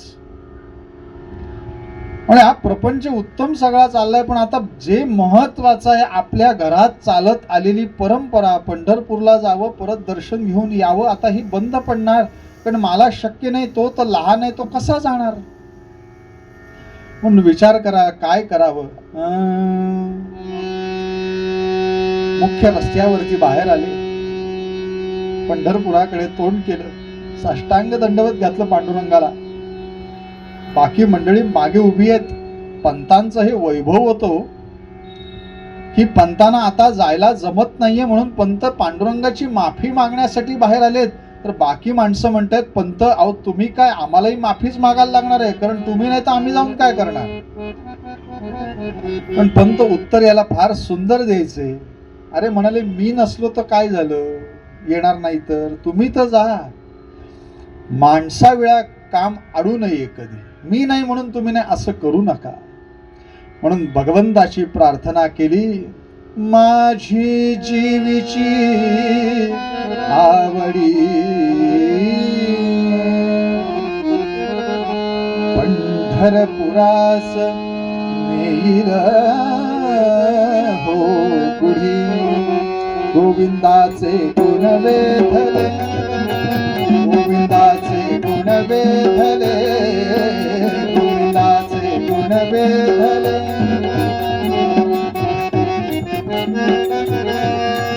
पांडुरंगी मन रंगले, पांडुरंगी मन रंगले, पांडुरंगी मन रंगले, पांडुरंगी मन रंगले, पांडुरंगी मन रंगले, मन रंगले, मन रंगले.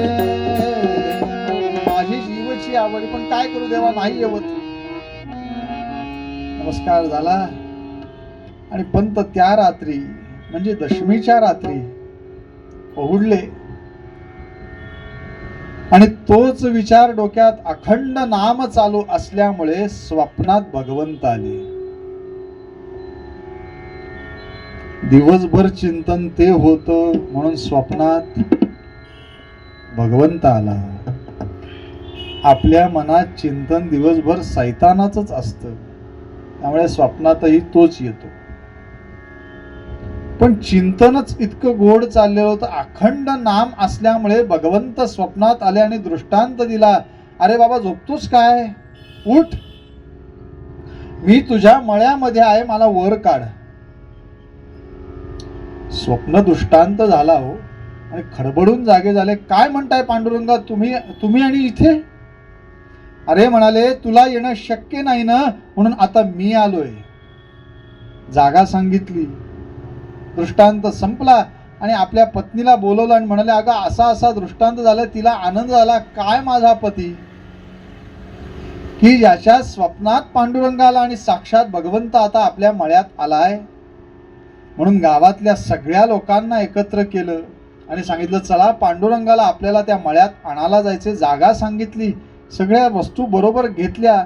जमवुनी ग्रामेचे जन, जमवुनी ग्रामेचे जन, त्यासी सांगून स्वप्नीची गुण. देव हो आला, देव हो आला, चला आपण जाऊ त्याची जाण शोधा.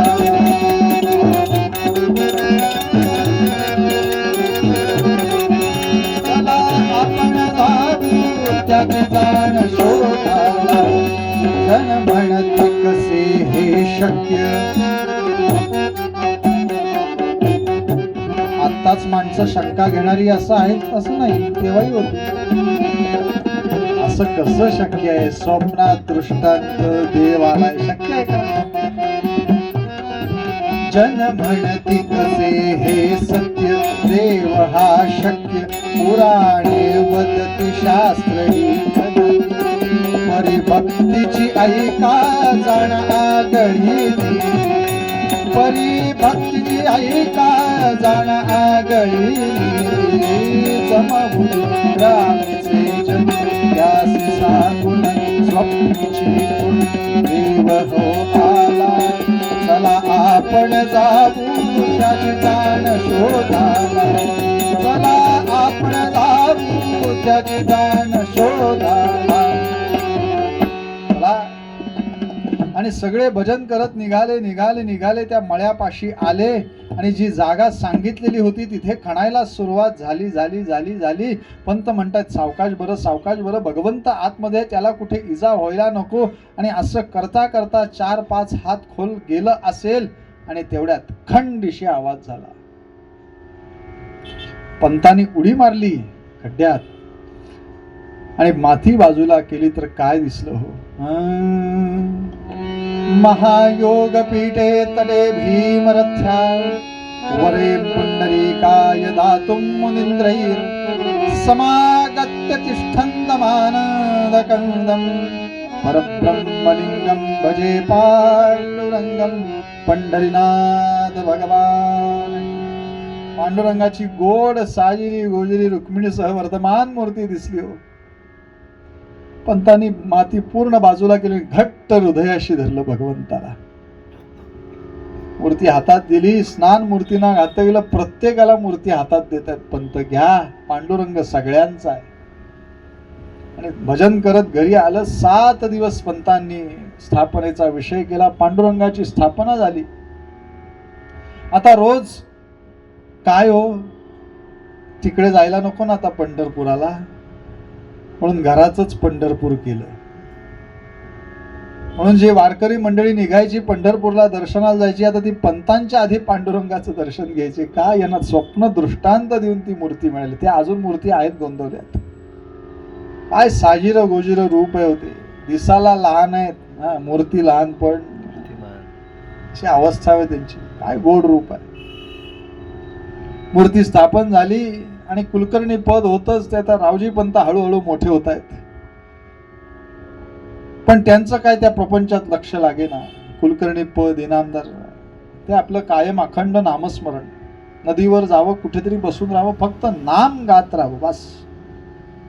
आणि ह्याच विचारात रावजी पंत कायम होते. ते कायम सांगायचे, पंत कायम म्हणायचे, रावजी आणि आपल्याकडे कुलकर्णी पद आहे बाबा, ते सांभाळ. मी आता थकलोय रे, तू नामस्मरण कर, त्याबद्दल नव्हे, पण ते करता करता कर ना,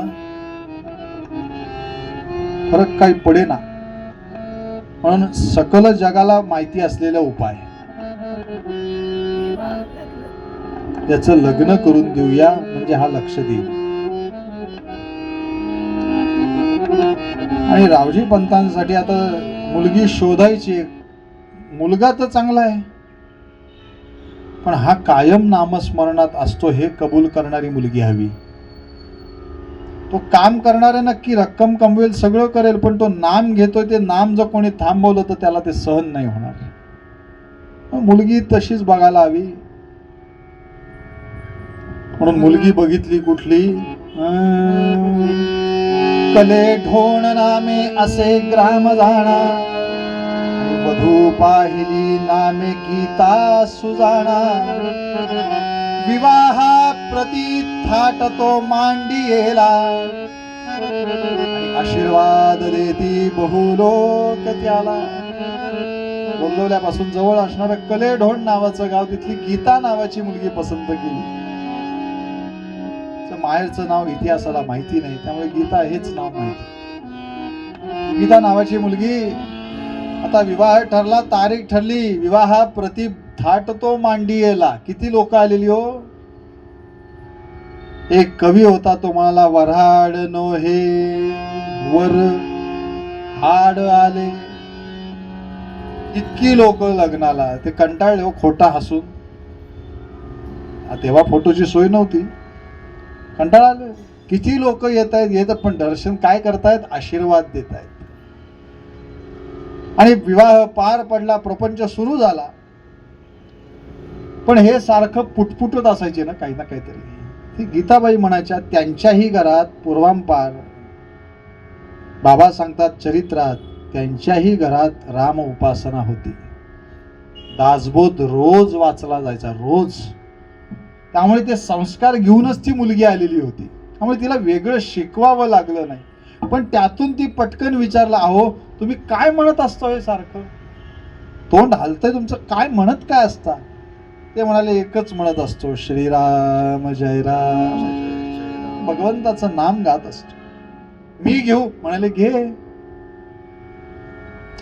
पण ती घ्यायला लागली तर ती पण ह्यांच्या नादाने आम्ही बिघडलो तुम्ही बिघडाना, ही अवस्था झाली हो तिची. तर त्या राधाबाई आणि ते पंत म्हणतायत, करायला गेलो एक, आणि आमच्या रावजींनी तिलाही वेड लावून ठेवलंय. ती कामं करते सगळी, पण ह्याला ते कुलकर्णी पद सांभाळण्यासाठी काहीतरी तिने बोलायला हवं ना. मग या दोघांनी विचार केला, आता हेही झालंय, आता पुढचा उपाय. एखादं प्रपंचावरती, वेलीवरती फूल आलं तर बरं होईल. राधाबाई एक दिवस पटकन म्हणाल्या, सुनबाई असं करा, आपल्या गावाच्या बाहेर संभाजी महाराज नावाचे सत्पुरुष आहेत, त्यांचं एकदा दर्शन घेऊन या. आता दर्शनाला का पाठवलेलं ह्या दोघांना कुठे माहिती हो. पण हळूच सासूबाईंनी सांगून ठेवलं. त्यांनी विचारलं, काय हवंय ते सांगा. निरोप योग्य दिलेला होता. रावजी पंतांसह वर्तमान संभाजी महाराजांच्या दर्शनाला आले. श्री महाराजांच्या चरित्रात प्रत्येक व्यक्ती महत्वाची आहे. हे संभाजी महाराज यांनी 12 वर्ष मौन पाळलेलं होतं. 12 वर्ष, 12 मिनिटं नव्हे. काही लोक इतकी मौनात असतात आणि इतक्या खाणाखुणा करतात की तो बोललेला बरा. ही असली खोटी नाटकं भगवंताला आवडत नाही. तो मौनात आहेस नी मोबाईल काय बघतोस. मौन म्हणजे काय याचा अर्थ साधा सोपा डोंगरे महाराजांनी दिलाय श्रीमद भागवताच्या याच्या. डोंगरे महाराज म्हणाले, मौन म्हणजे तुम्ही आणि भगवंत, त्याच्याशी जो संवाद आहे ते मौन आहे. आम्ही मौनात असल्यावर सगळंच बोलत असतो, लिहून पण देतात माणसं, मग काय मौनात आहेस तू. पण हे 12 वर्ष अखंड मौनात असल्यामुळे त्या वाचेला एक अधिकार प्राप्त झालेला होता. जी माणसं कमी बोलतात त्यांच्या वाचेला प्रचंड अधिकार असतो, प्रचंड. म्हणून मी कौतुक म्हणून सांगत नाही, आमच्या बुवांचं हे कौतुक आहे. ते कमी बोलतात त्यामुळे वाचेला अधिकार आहे. त्यामुळे महाराणा प्रताप तुमच्या समोर उभं राहिले का उभे राहिले, ते वाचेला ताकद आहे होती. मौनात कायम अभ्यासात असणारी व्यक्ती ही जर उभी राहिली 3 तास बोलायला तर ती तुमच्या पुढे चरित्र उभं करते. मौनात होते, हे आले आणि बघितल्याबरोबर जो आनंद झाला संभाजी महाराजांना, चेहऱ्यावर हसू आलं आणि संभाजी महाराज पटकन म्हणाले, माय कुठे होतीस ग इतक्या दिवस? 12 वर्षांनी पहिलं वाक्य. ती म्हणाले, नाही कळत आहे, काय बोलताय? अगं म्हणाले, तुझीच वाट बघतोय. दोघांनी नमस्कार केला आणि संभाजी महाराजांनी पटकन विचारलं, काय हवंय? तर ह्यांना काही कळत नाही का संभाजी महाराजांना की हे कशासाठी आले? पण रावजी पंत आपले गप्प, काहीही नको, सगळं मस्त चाललंय. ती म्हणाली, ह्यांना काही नको असेल, मला हवंय. का हवंय? आणि महाराज, तुमचंच कार्य करणारा एखादा पुत्र माझ्या उदरी जन्माला येऊ द्या. मागणंही असंच होतं,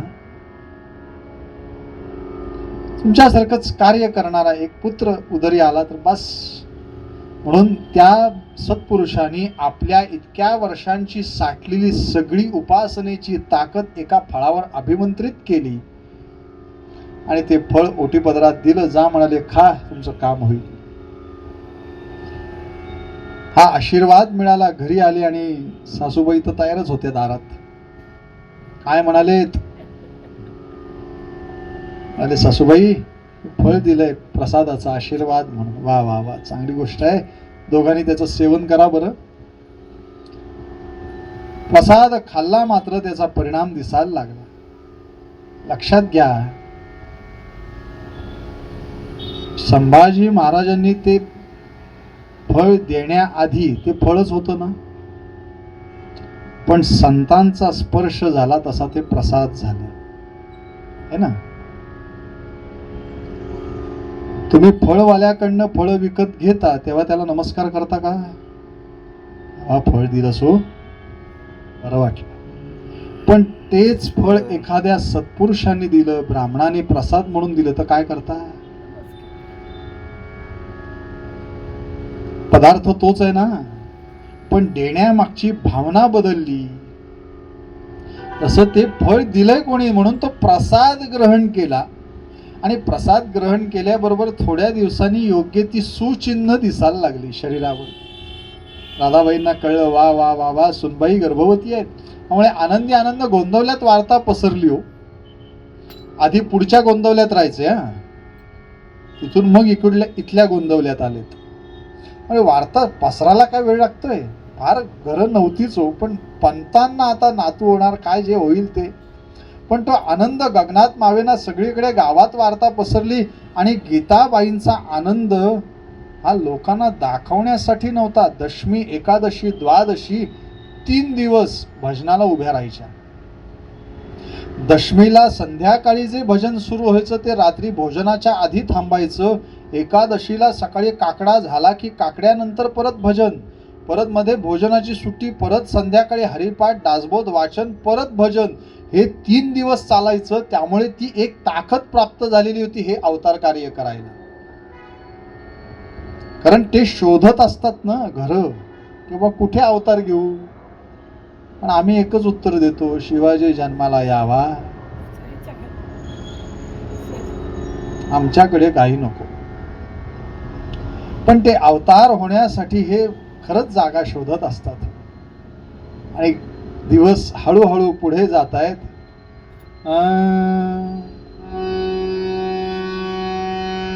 आणि राधाबाईने सांगितलं, रावजी, अरे तिला काही इच्छा वगैरे असली तर विचार, काय खावं असं वाटतंय का, प्यावं असं वाटतंय का. कारण काहीतरी डोहाळे तर असणार. तिला विचारलं, आई असं विचारते, काय हवंय का? ती म्हणाली, एकच इच्छा आहे. त्या अवस्थेत त्या म्हणाल्या, गीताबाई म्हणाल्या, इच्छा मजसी एकची आहे, सज्जन गडी जावे. इच्छा मजसी एकची आहे, सज्जन गडी जावे. दर्शन घेऊन श्री स्वामी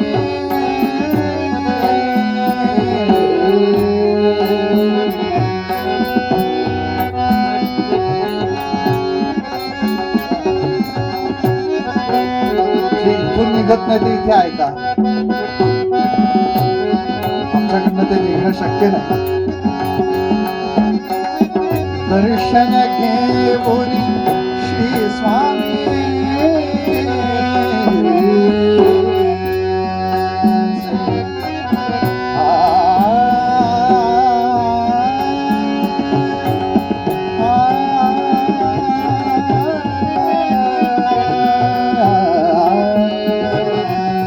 दर्शन घेऊन श्री स्वामींचे आनंद नहावे.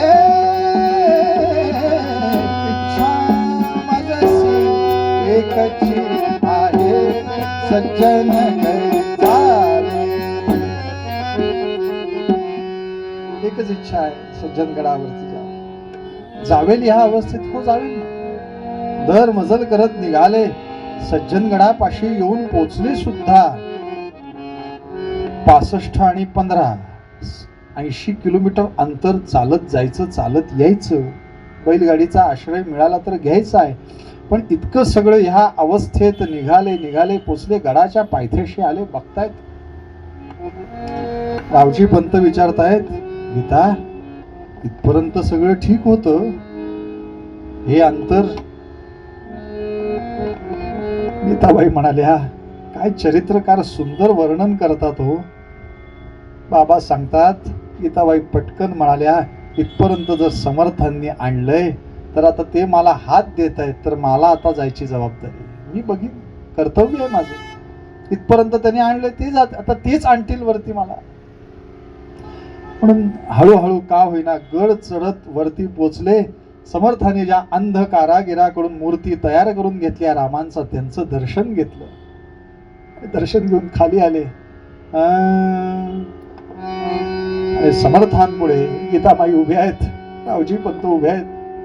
रामदास माय माझी, रामदास माय माझी, पतित पावना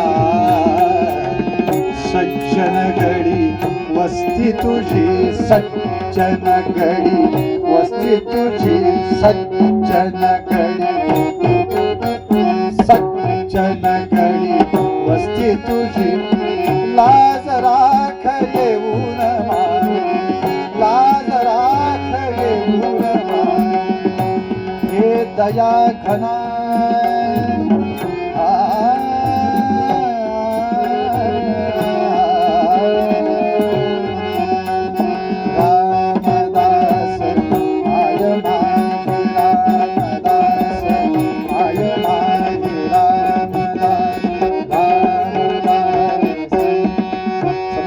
प्रार्थना केली आणि समाधीवरचं एक फूल गीताबाईंना मिळालं.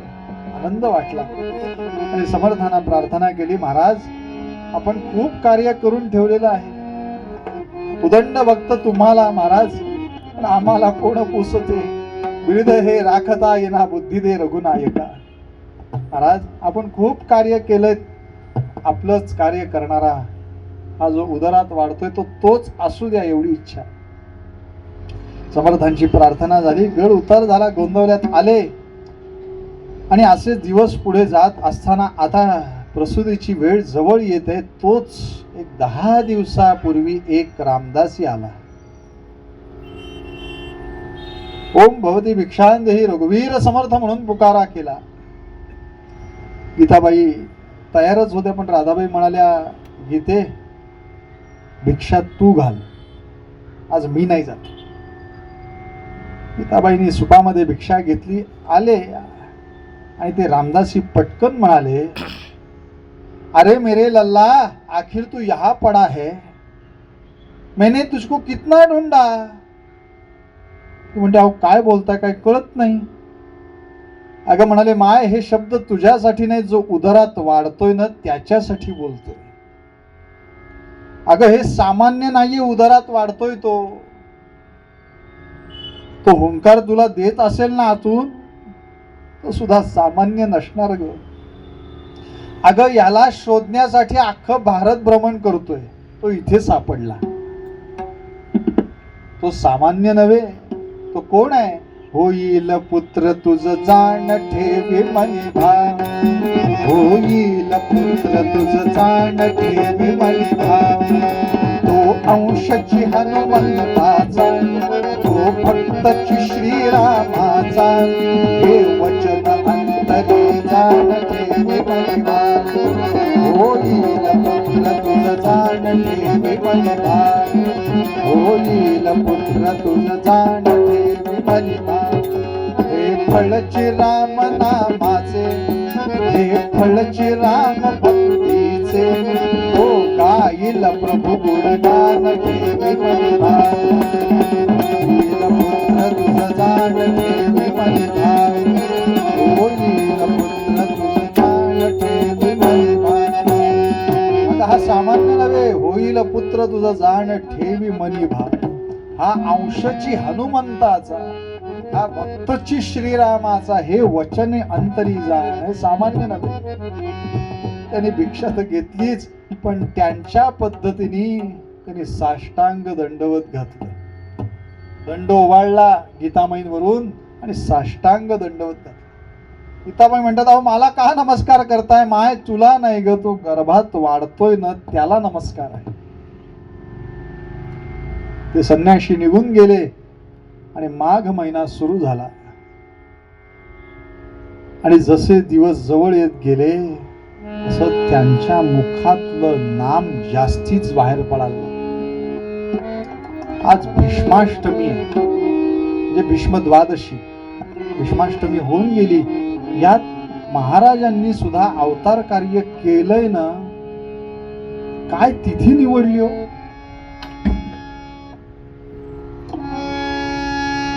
भगवान गोपाल कृष्णांचे परमभक्त असणारे भीष्माचार्य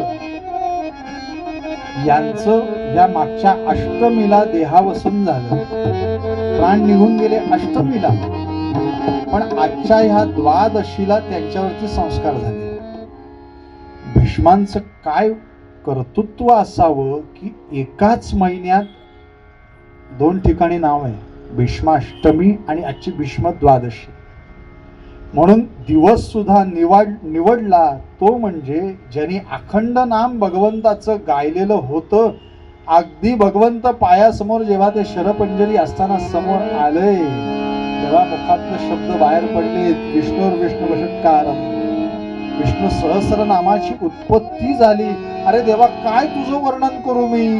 या सगळ्याच्या पलीकडे तू आहेस. म्हणून नमो स्वदंताय सहस्रमूर्तये सहस्रपादाक्षरोर्भावे सहस्र नामने पुरुषाय शाश्वते सहस्र कोटी युगधारिणे नमः. काय तुझं मी वर्णन करू देवा? तू या सगळ्याच्या पलीकडे आहेस. म्हणून भीष्म द्वादशीच निवडलेली होती. दशमीचं भजन सुरू झालं. टाळ हातात, गळ्यात ते वजन. ह्याच्यात पांडुरंगा समोर गीतामाई उभ्या राहिल्या हो भजनाला. दशमीचं भजन झालं, एकादशीचं झालं आणि कळलं की आता भजन हिला थांबवायला सांगायला हवं, कारण हिला त्रास व्हायला लागलेला होता. म्हणून सुईणींना बोलवणं पाठवलं गेलं. शेज घरात यांना नेलं गेलं. आणि या द्वादशीच्या दिवशी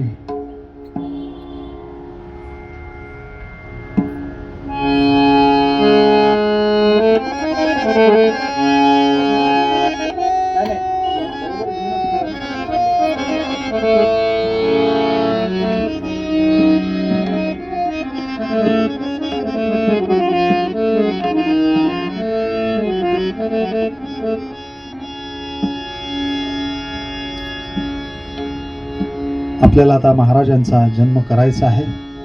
फुलं आपल्यापर्यंत पोचतात. दरवर्षी नामाला वाटे यावे सगुण स्वरूप घेऊन, म्हणून अवतरले हो, म्हणून अवतरले हो. चैतन्य सद्गुरुनाथ राम राम राम हरे हरे राम राम राम राम सीतापते राम राम राम सीतापते राम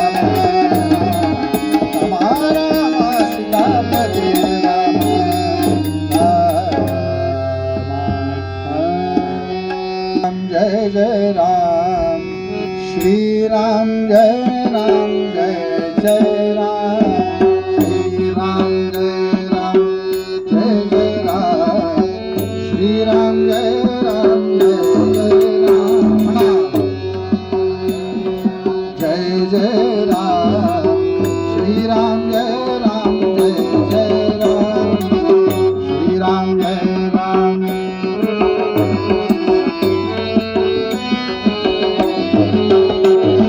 श्री राम जय राम जय जय राम श्री राम जय राम जय जय राम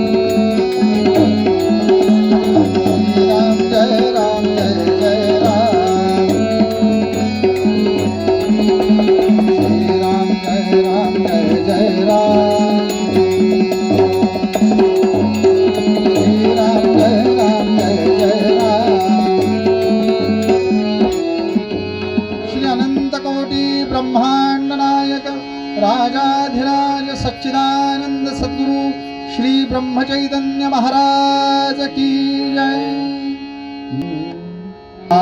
रुद्रचे मारुती रामदास करी माझे जे जाहले रामदास जना उद्धराया पुन्हा प्राप्त होती। नमस्कार त्या ब्रह्मचैतन्य मूर्ती सद्गुरुनाथ महाराज की जय। गीतामाई प्रसूत झाल्या, सुंदर मुलाला जन्म दिला, गोंडस बाळते डोळे इकडे तिकडे फिरवत आणि तब्येत आधीपासूनच होती, त्यामुळे त्यांचं शरीर शेवटपर्यंत तसंच होतं। महाराजांचं वर्णन करताना केलं आनंद सागर महाराजांनी, गौरवर्ण कांती मूर्तिमंत शांती, उत्तम कांती, काय दिसायला होतं ते आले त्याच वेळेला तेच जबरदस्त होत। पण बालपणीचं सर्वज्ञ असलेले ज्ञानोबा राय आणि त्यांचाच आशीर्वाद प्राप्त झालेले आपले महाराज, तसंच रूप सुंदर दिसत होते आणि सगळीकडे गोंदवल्यात आनंदी आनंद। पंतांनी शब्दशः साखर वाटली, संपूर्ण गावात साखर वाटली आणि आश्चर्य बघा, नातू झालाय पंतांना, आनंद झालाय गावाला। हीच अवस्था अशीच्या अशी त्यावेळेला गोकुळात होती। भगवान जन्माला आलेत खरे, भगवंत जन्माला तिथे नंदाच्या घरी, पण आनंद संपूर्ण गोकुळाला। असा आनंद गोंदवल्यात त्यावेळेला होता। श्री महाराज जन्माला आले, बारशाचा थाटमाट 12व्या दिवशी बाळाला आता पाळण्यात। या सर्व स्त्रियांनी जरा पुढे या, एकेकीने सगळ्यांनीच पाळणा। गोविंद घ्या कुणी गोपाल घ्या, गोविंद घ्या कुणी गोपाल घ्या, गोविंद घ्या कुणी गोपाल घ्या, गोविंद घ्या कुणी दामोदर घ्या, गोपाल घ्या, गोविंद घ्या कुणी गोपाल घ्या, गोविंद घ्या कुणी गोपाल घ्या।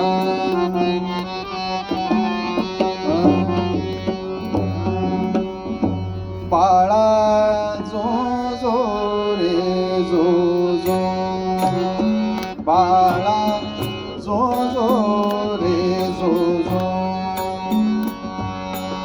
सुखधामा जगताच्या विश्रामा, बाळा जो जो रे जो जो,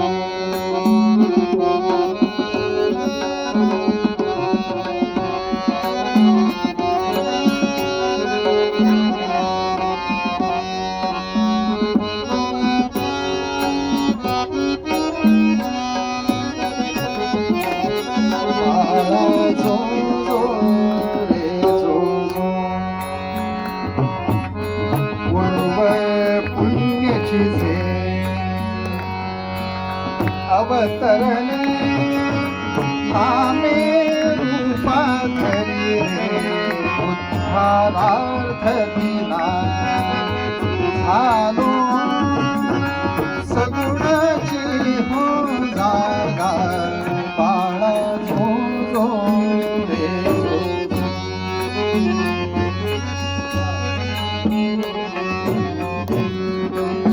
माय गीताये वाटेची दीनजनाची आई हलली प्रेमाने पाळणा शोभे प्रेमाने त्यातची जाणा गणपती नाम जया देवीने मोठे मन हे भरले ऐसा गुरुराव रूप जाणा पाणी खावची भावा बाळा जो जो रे जो बाळा जो जो रे जो पत्रावरची सही सुद्धा गणूबुवा रामदास हीच राहिली. आनंद झाला, सगळीकडे आनंद झाला. आणि ह्या नामावताराने अखंड नाम मुखाने स्वतः गायलं आणि आपल्यालाही घ्यायला लावलं. हा चमत्कार. आणि ते नाम अखंड अजून गोंदवल्यात चालू आहे. श्री महाराज कायम म्हणायचे, गोंदवल्यात बाकी कसलं पीक नसलं तरी नामाचं पीक नक्की आहे. त्यामुळे गोंदवल्यात श्री महाराजांचा अवतार झाला. सगळीकडे आनंदी आनंद झाला. तोच आनंद आपणही अनुभवण्यासाठी एकच करायला लागेल, ते म्हणजे महाराज आपल्याला पूर्वपद्यात तो अभंगच महाराजांचा आहे. महाराज सांगतात, आज बरी तुम्हा मी सांगितली माती, आज बरी तुम्हा मी सांगितली माती, नामा परते सत्य मानू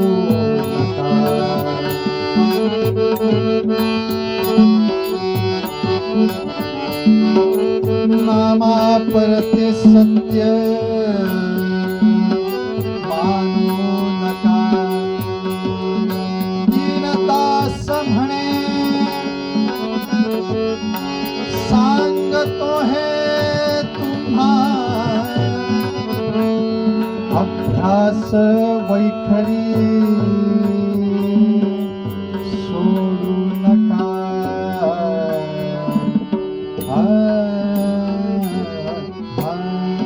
एक मिनिट. हवण आचरणाचे ते अनन्य हृदयी स्मरणाते, हे न देसी तरी दे मरणाते. भगवान गोपाल कृष्ण महाराज की जय. धर्माच्या अभास जगती रामीयले, ऐसे जाणून राम भक्ती करिला, ऐश्वर्य हे लाभले.